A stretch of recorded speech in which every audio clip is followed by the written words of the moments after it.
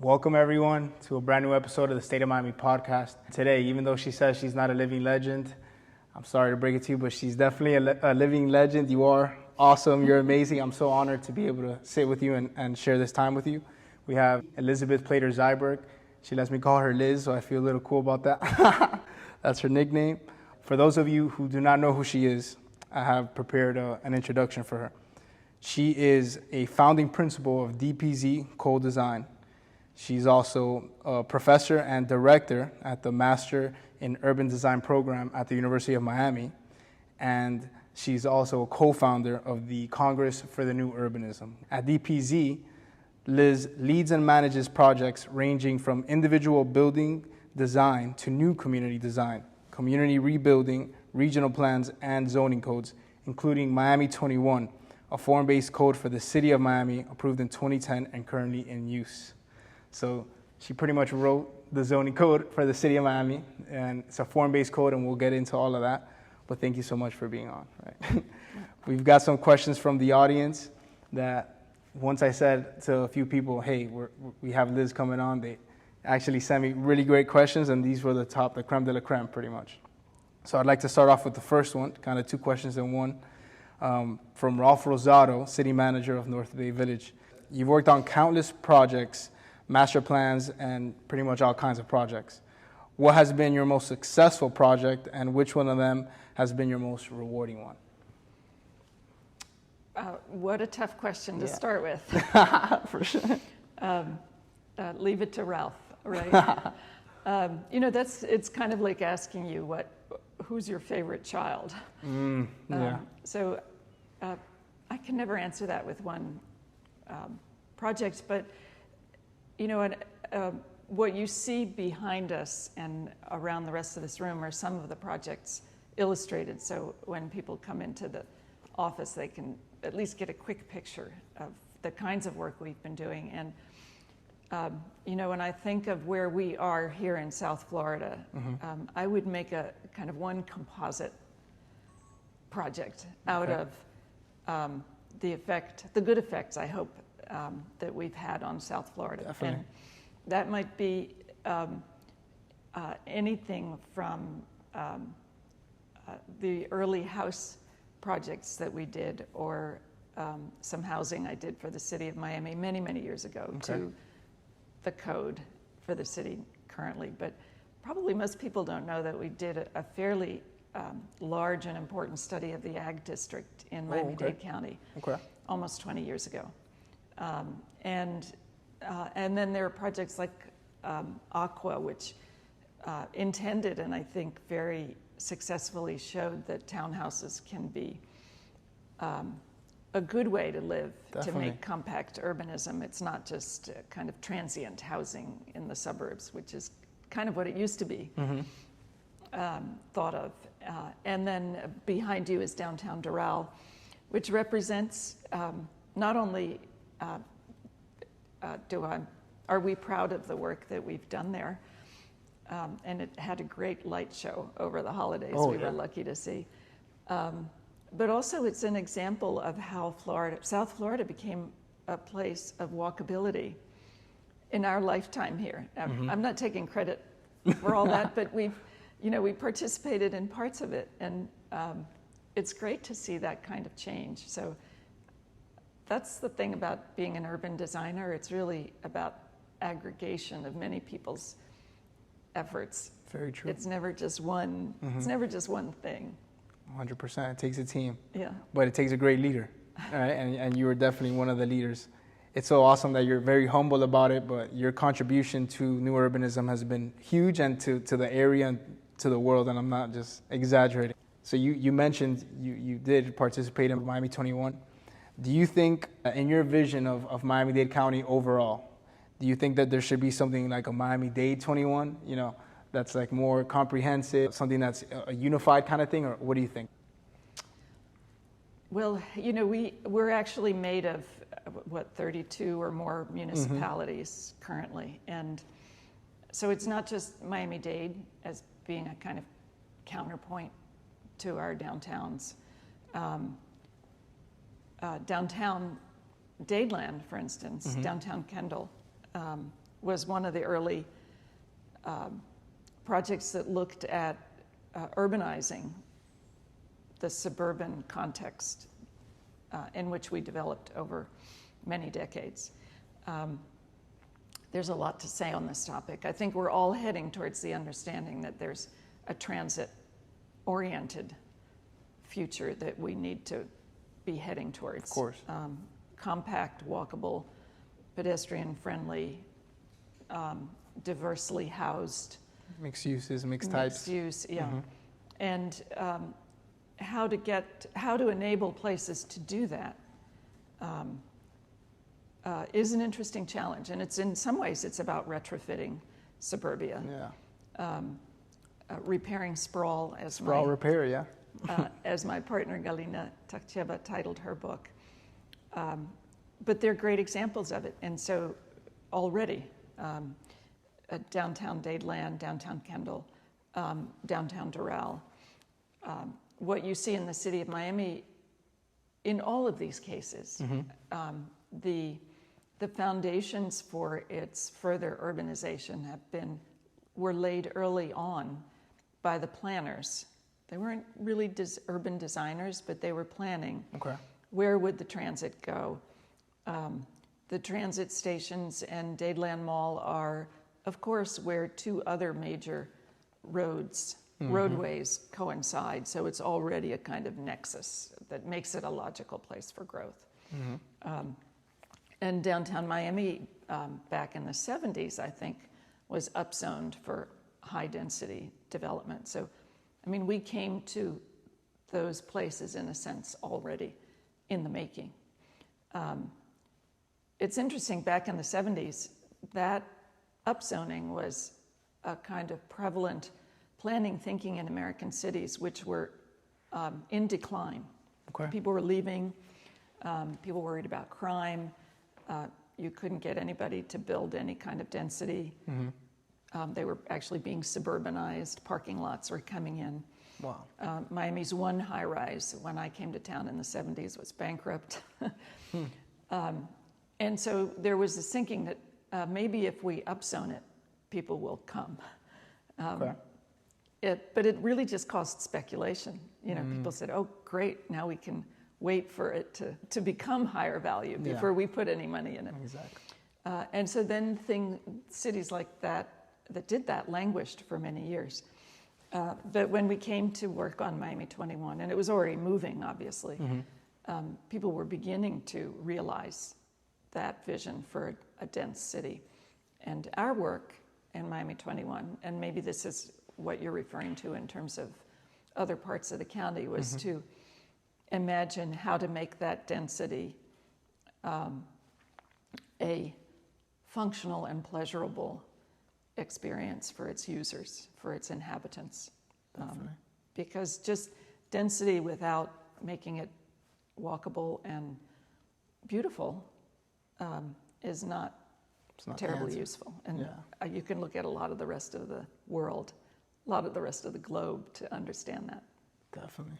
Well, I love that answer. You touched on so many things. First of all, Galicia has a book, the Sprawl Repair Manual. I recommend for anybody who hasn't taken a look at it, check it out. It's an awesome, and there's like almost like a case study about downtown Dadeland. Yeah. And I thought it was awesome because obviously I've talked to you about certain things that I'm working on around there, but specifically how they turned that into this one of the top 5, in my opinion, urban centers in Miami-Dade County. And you know, it's almost like a hidden gem. A lot of people don't really, like, especially from the west side or from downtown Miami, they'd rather stay over there than go to downtown Dadeland. But it's a great place. But before you go on, I should make it very clear that was a partnership. Our work was partnering with Dover Coal, who were, of course, leading the effort because they were part of Chamber South. Their offices are in South Miami, and Chamber South was a big initiator behind it. So a lot of credit to Dover Coal. Definitely, and that's another giant in the new urbanism space that we hope to have on the podcast soon. Moving on, this one is again from the audience, and I told you, one of your former students, he says, How has the pandemic impacted the urban development of suburbs located just outside major cities like Miami? And what challenges, traffic, environmental, city services, etc., does the increase in population pose to those moving to these suburban areas? That question is referring to some news that has been covered broadly nationally, which is people leaving cities to go to suburban housing in order to have a larger house because they're working at home, or the kids are in school at home, to have more outdoor space, private outdoor space, and so on. And so, I think in South Florida, certainly, I'm sure a certain amount of that has been happening, but it's been complicated. It's not so much about people leaving our urban places and moving to our suburbs as much as other urban places and coming to South Florida. And so I'm not sure about things like traffic, because as the tow truck driver that I had to engage just the other day told me, he has a lot less business because people are driving around less, even now. But certainly it's affected the affordability of housing in South Florida, and not just the houses, the individual houses in the suburbs, but even rental apartments in our urban areas. So, it is a big shift, and it'll be interesting to see nationally how that progresses over time. Are people going to go back into cities? Maybe it's evening out in cities like New York, Boston, or Philadelphia. Maybe the prices will level off so that the kind of cost of those places becomes more reasonable. But it's hitting us hard from a financial perspective, or impact on residents and people working locally. Yeah, 100%. Rents are skyrocketing in the urban center, in the urban core. Go ahead. But apart from that, I should say that those projects that we have that are outside of cities, the new towns that are maybe outside of Montgomery, Alabama, or outside of St. Louis. I think there's one here, like Newtown, St. Charles. Have benefited from that because they do represent that kind of ability to be in town and in the landscape at the same time, develop a sense of community. And so they've benefited from additional newcomers. I should say we got lots of nice notes and letters from people living in these places. Really? At the beginning of COVID, when the lockdown occurred, and the importance of community, people meeting on the street, and being able to interact with their local market, because it was local, became very evident. There was a lot of reporting back from those places that was very satisfying. Well, that's great news. Yeah. Yeah. Markets are huge too for neighborhoods, and I've done quite a bit of traveling in the United States, and I always love going to the markets, and I just love these markets, and it's definitely a community anchor, or like a center. Yeah. But moving on, this one is not one of the questions. This is my question that I just thought of right now. Do you remember last time we met here, we were speaking about Florida overall and about climate migration, and that really hit home. So I went to St. Pete. I got to know that area. Central Avenue is really nice. I went to Tampa, Orlando, West Palm Beach, Delray. I had never been to Delray, and it was just so nice, especially Atlantic Avenue, the walkability. But what are some areas that you think will benefit from this climate migration that we will eventually see when the impacts are just out here? Yeah. So and maybe this is even relevant in the immediate future for people who are being priced out of Miami. There are lots of places on higher ground that are perhaps lower priced at the same time throughout Florida. They're wonderful towns all over the state, and everything's within pretty close proximity to some center or another. So I would look for some of the historic places that are kind of hidden in between Tampa and Orlando and Miami and Jacksonville. And one that I visited recently a few years ago was Palatka, which is... Never even heard of that place. Which is along the St. Johns River west of St. Augustine. Okay. And it's just a beautiful town. It has examples of Victorian architecture. It has an Art Deco library, from the 20s and 30s. It's just a great place. And there are many more towns like that. Okay. Throughout the state. And I think, especially if you have the opportunity to work remotely, or even people who even blue-collar work where you're working with your hands, or service work, those places all have the need for workers like that. So Americans are very good at moving in general, and actually even people who've recently arrived here from other countries already know how to move around. And so moving away from trouble is probably... Human nature, right? Yeah, and we can think of not only climate change in that way, but also when places become too expensive. There's a whole country to explore that has underinhabited, underpopulated, and undervalued places where I think even developing a sense of community would probably happen more easily than in a dense urban area like ours. Definitely, and a lot less hype. Yes. A lot less hoopla and all that than these big cities have. Love that answer. And maybe less stress in the traffic. And again, another question that is not from the audience. I know you have a passion for classical architecture, and you just mentioned that these small towns have that kind of, they have classical, they have Art Deco, all that. Can you just talk to us a little bit more about that passion that you have?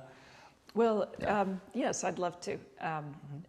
And I might put in a plug for a book that I edited a year ago, which is The Classicist, number 17, with a theme on Florida.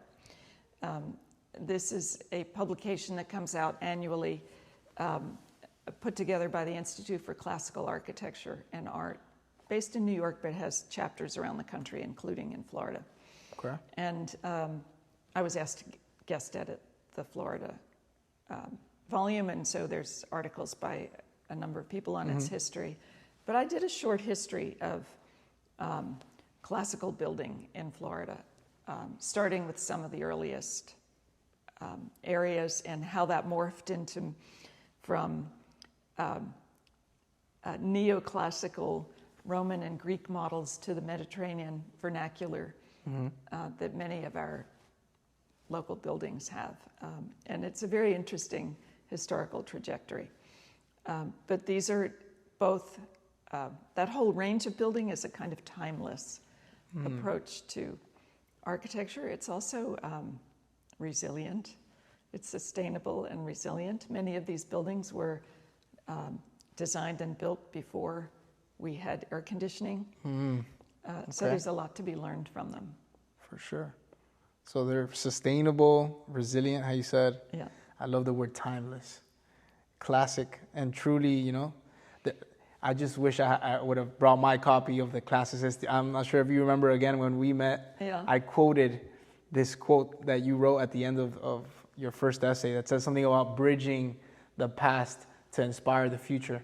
And I was so inspired by that I went on to write a post on the state of Miami that I'm sure some people here watching have seen. But I remember, just thinking that was like poetry, pretty much, that we definitely need to make sure that we learn from what has worked and see what we can add to it. But hey, there's things that are timeless, just like how you said. Yeah. So back to the audience's questions. This one, again, from one of your former students. What financial and environmental benefits can a transit-oriented development plan provide for a single-family community? So I presume that question means that you're inserting a place that would have some of the density that transit-oriented development needs. For transit to work, you really need a density of 10 units to the acre or more within some 5 to 10 minute walking distance around it. You just need a certain mass and density of population to enable transit to function. And so embedded in that question is, how do you bring density to single-family suburbs where people tend to be very protective of their property values and fear changes to that. You've probably heard some of the discussion nationally that's going on about eliminating single-family zoning and allowing single-family neighborhoods to become apartment,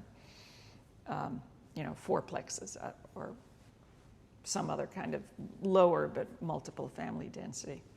So I think, in a sense, that's the wrong approach, because that means that everybody's subject to change, and then everyone's going to oppose the ideas. It can be chaotic. Yeah. But if you say you can pick the places which you can densify so that they support transit and become an enrichment of experience and function for the single-family houses that remain, the larger area of which would be single-family. So when we worked on downtown Kendall, it was interesting that the surrounding neighbors came to those meetings and said, we want this to happen because we don't want further encroachment into our area, and we'd like to be able to walk into a more diverse downtown and have something nice to walk by on the way to transit. Okay. So Galina's book, in fact, Sprawl Repair, points out how you find those places. And usually it's some intersection of mobility, of automobile roads as well as transit or future transit routes or existing transit routes, bus or train, it doesn't matter to start with. And then you can say this 10-minute trajectory will become denser and feather out to the single-family houses that are beyond. That's where one of the tools of the Congress for the New Urbanism comes into play, because the transect is a concept of how you range across density. So there is a core that's higher density, and then eventually through a series of blocks you might end up back at the single-family houses that have always been there. So how you set up the process to make that happen is critical, because you need to engage the property owners in it. And obviously people closer to the center can benefit financially, and you want the design to be good enough that it will not impact negatively the single-family houses that remain. And in our experience, because we've done this around the country, you can benefit not only the people at the core, who are becoming part of development, but also increase the values for the people who were there in the first place and remain at the edges of that. Overall, pretty much. Yeah. It's a great point, and I loved how you mentioned the transect, because that is a vital part to me of Miami 21, that it's based on the transect. And can you talk a little bit more about what the transect is and the beauty of the transect, pretty much? Yeah. So, early on in the Congress, there were discussions about things like the urban boundary and what was the relationship of a conserved open space and urbanism, and the environmentalists were saying we need a hard stop of building, so that we can conserve this open space. And the development community was saying, no, we need to keep building, because that's the only way we can keep making places for people to live, and usually the stuff on the edges is more affordable. And this is an ecological concept of how how the ecology evolves over a certain distance in the natural environment. From the beach to the dune to the bay to the rise in our land in the mainland. There's this kind of sequence, and each of those places has a different kind of natural environment. The plants are different, the animals are different in the natural state. And we came to understand that happens in urbanism too. There's a different kind of built environment in Manhattan or downtown Miami than there is in downtown Coral Gables or a small town, one of the small towns in Florida that we were speaking about. And that between those densities, you can have transitions that make it comfortable for them to be together, rather than the kind of hard stop of old planning, which was you need a buffer. You need to put up a wall and a fence, and you won't be able to walk from one to the next thing, even if you live in a townhouse and you want to buy a bottle of milk in the shopping center, can't get there, right? Wow. So that idea that from buffer we go to transition, and that you transition across the intensities or densities, and it's not just an abstraction of density, it's also what is that environment like? How wide is the sidewalk? Are there trees that are shading you when you're walking? Or is it a lawn verge like you have in Coral Gables? And so the detailing, the urban design, the detailing of it becomes important to support that transition. So we use that concept in Miami 21. One of the things we're now facing is and it was a critical issue to the neighbors, was the high rises that are going up along the formerly zoned commercial corridors, butting up against a single family house, which is an uncomfortable situation. There's a tall building and then your little house, which is a perfectly nice house, but that all the neighbors are now looking into your yard. And so there's the transect suggests that you could take a certain frame of 2 or 3 lots and say, okay, this could be the small apartment building or the townhouses, which could provide that transition, protect a single family neighborhood, and yet provide us with with another kind of housing that we need. The high rise and the single family house is kind of where we came from, but there's a whole type of housing which we've called the missing middle, which you've probably heard of. For sure. That could occur as a kind of transition between high density and low density. And in fact, the code has produced some of that. You'll see there's at least 1 or 2 projects on 8th Street, and I think even Coral Way, where the backside of something that's a tall building with a parking garage is lined with townhouses, which are 2 stories tall, which then face a 1- and 2-story single family house across the street, kind of setting up that transition through the transect. So those are, I think, examples of how we can manage densifying and growth over time without the kind of urban redevelopment tearing places down and starting over. For sure. That are part of long ago urban history. Definitely. I think it's very interesting that you mentioned that the transect was something that you guys first observed in, like in the ocean. And in nature. Yeah, yes. Nature. It reminds me of what Andres wrote in Transect Urbanism about the story of him and his brother Douglas pretty much experiencing that and connecting it to urbanism. And then one of the coolest things about that part is that he goes on to say there's even a transect for shoes, for clothes, Yes. And a great way of saying it, imagine wearing a bathing suit at the office or something, you know what I mean? It doesn't really match. But what I'm saying is that pattern that you guys observed is everywhere and different things. but it's extremely useful, and it brings everybody together. I feel like that are, that want the human, like the human race to move forward. Yeah. One of the interesting things too is that book is called Transect Urbanism, Readings in Human Ecology. And I think, urbanism really is part of our ecology. What would you say about that? Well, I think that's, yes. And I think when you start talking about that kind of diversity, which the transect allows,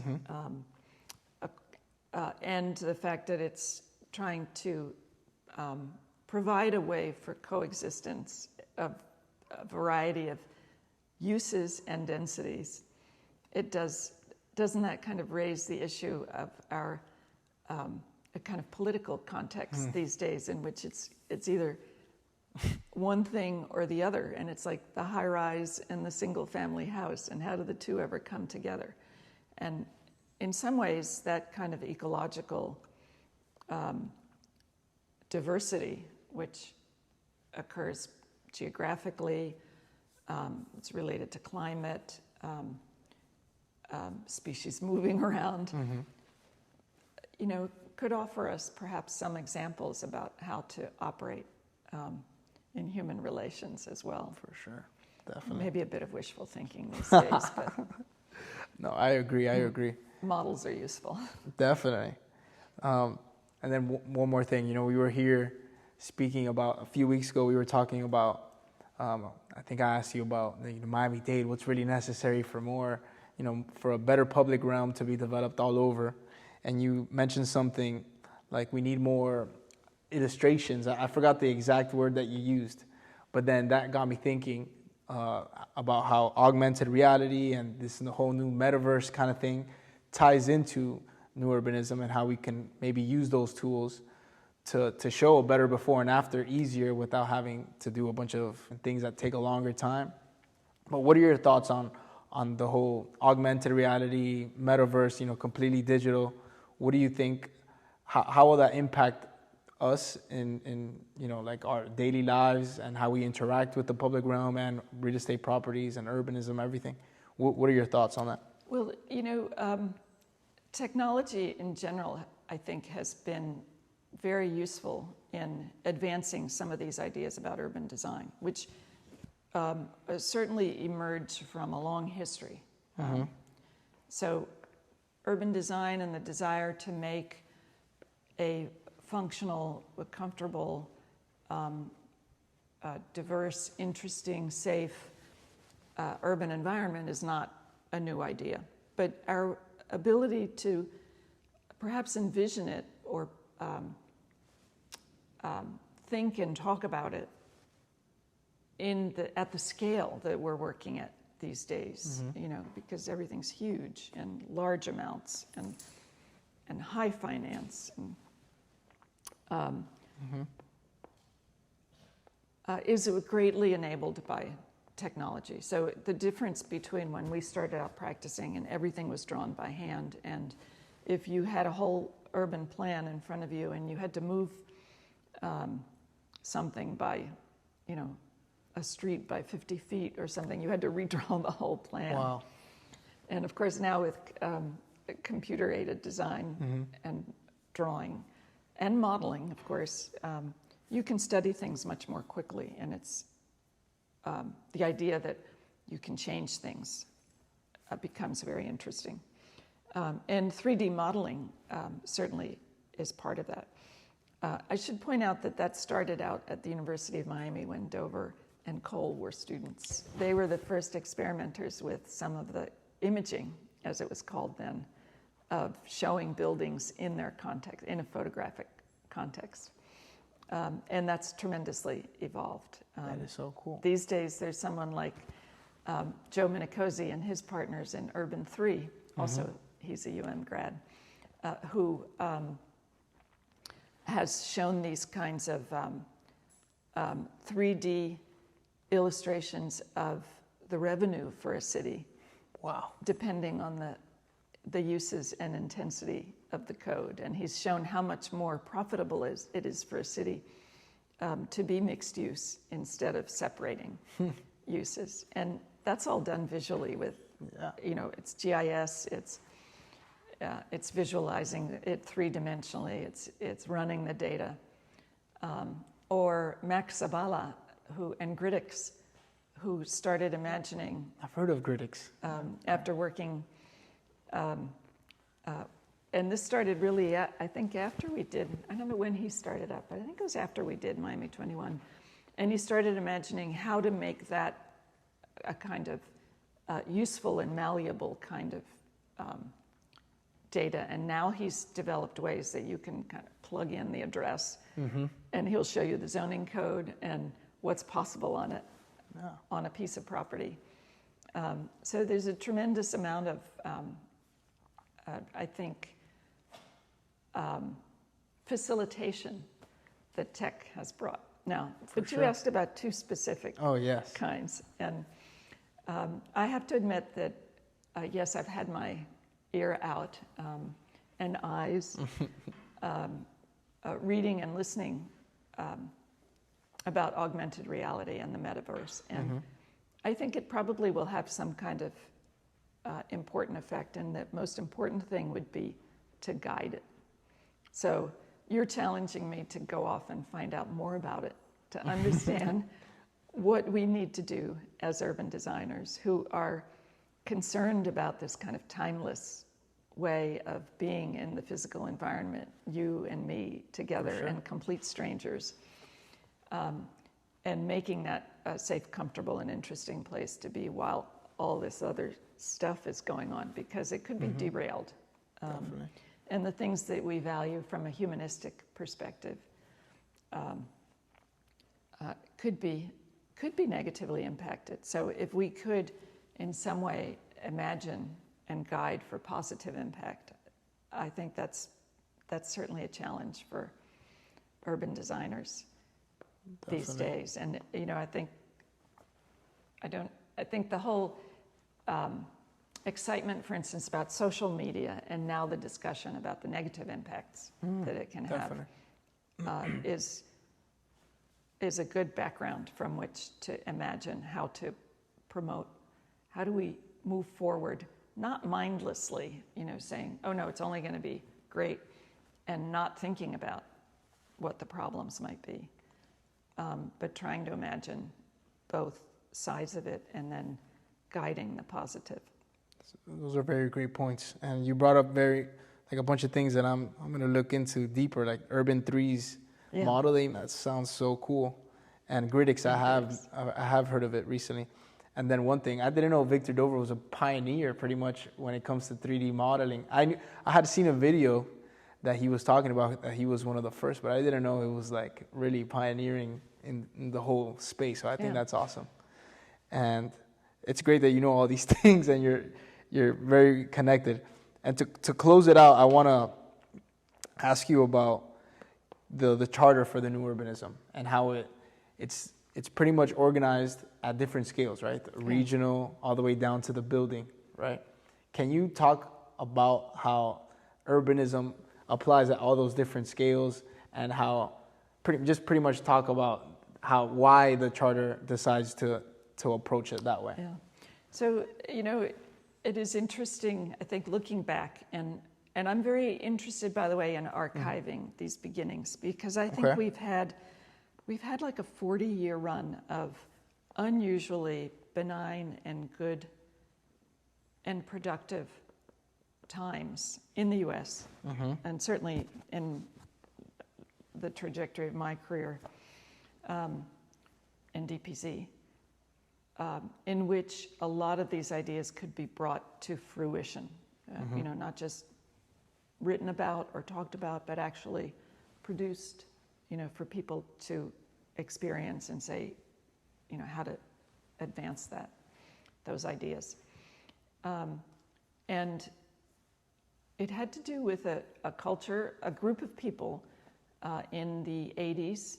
I think we're probably children of the hippie years and the kind of 68 and 70s revolutionary thinking, who were bringing ideas of social responsibility and diversity, environmental conservation and resource management, and of course the economic ability to make these things happen, growing out of that period. And so seasides the front porches were a kind of sustainable, a green building, early green building idea. Of course, it's also historical. Yeah. And it turned out to be a kind of have a social function as well, that you could connect from the public realm to the private realm. And the charter was written by a group of people who were working on all of those ideas, really without understanding where they could lead. Okay. But I think we understood that full range because among us was Peter Calthorpe, who had worked with Governor Brown in his first term in California, trying to bring green building to state laws. Steph and Paula Zoides and Lizz Moule, who had been working also in California with certain kinds of buildings and communities. Andres and I, who were having our South Florida experience, and all of us, and there was Dan Solomon and Peter Katz. There really were 7 people who got it all going. Okay. And everybody had their kind of arena of work. So Lizz and Steph wrote a chapter in Peter Katz's book, The New Urbanism. They wrote a chapter on buildings, blocks, and streets. Andres and I wrote the one on neighborhoods and districts, and Peter Calthorpe and Dan Solomon worked on the region because this is where their work was taking place. And so I would say there was a great deal of luck in the variety of experience that we had. I guess we understood that it was complementary, needed to come together. And so the region is the kind of bigger policy and planning perspective. That's where Smart Growth America might play a role. Because, by the way, at the same time that CNU was starting up, there were other organizations parallel to it. Yeah. So CNU might be the kind of middle scale initially of the neighborhood. That's where we were kind of our first focus. But we understood that the region was the context for that. And so we got connected to Smart Growth America. And Peter, who coined the term transit-oriented development, was very much looking at that. And then the kind of detail of beautiful buildings based on historical prototypes, which we were working on, but Steph was very adept at writing about, talking about, and producing in his practice, was the other end of the scale. And so the charter really covers that full range. And that was written in we signed it in 96. Okay. If I remember correctly. We started the CNU in 92 or 93.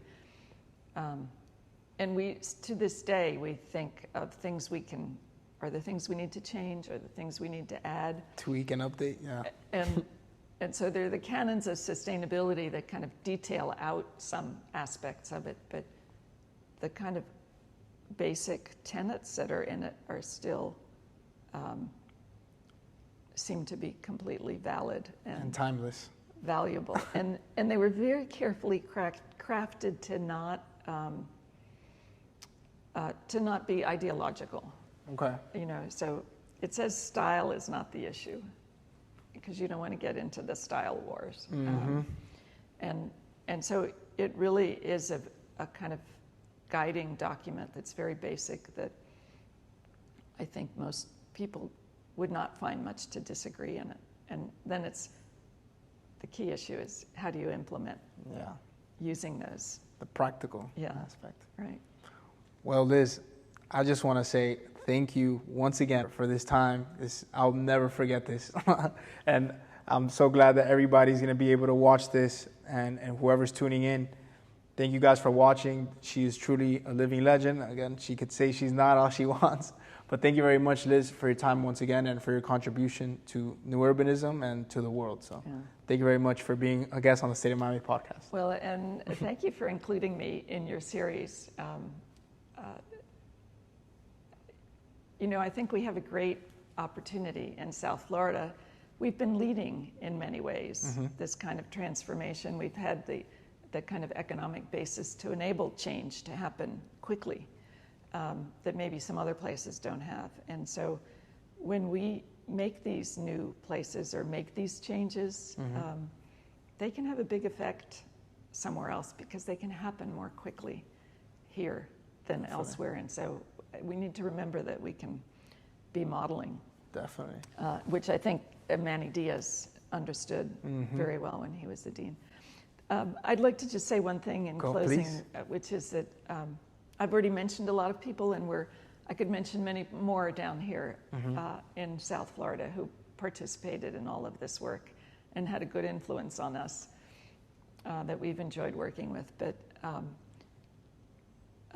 I need to point to all of my colleagues at DPZ. For sure. Where almost, I think by now, more than 300 people have come through working with us, teaching us, moving on to other places, sometimes locally, as I've mentioned, and other places to take this kind of learning that we all do together by sharing information in the way that you are. It's really important. It's not about holding the brand. It's true. It's really about sharing information, learning from each other, and growing it. And we still have a lot of work to do. I mean, whether it's the metaverse or sea level rise. Yeah, the physical world, There's a lot of work to do here that will, I think, offer us great challenges, and that we need to continue sharing information 100%. and working together on. Definitely. Thank you so much once again. Take care, guys. See you.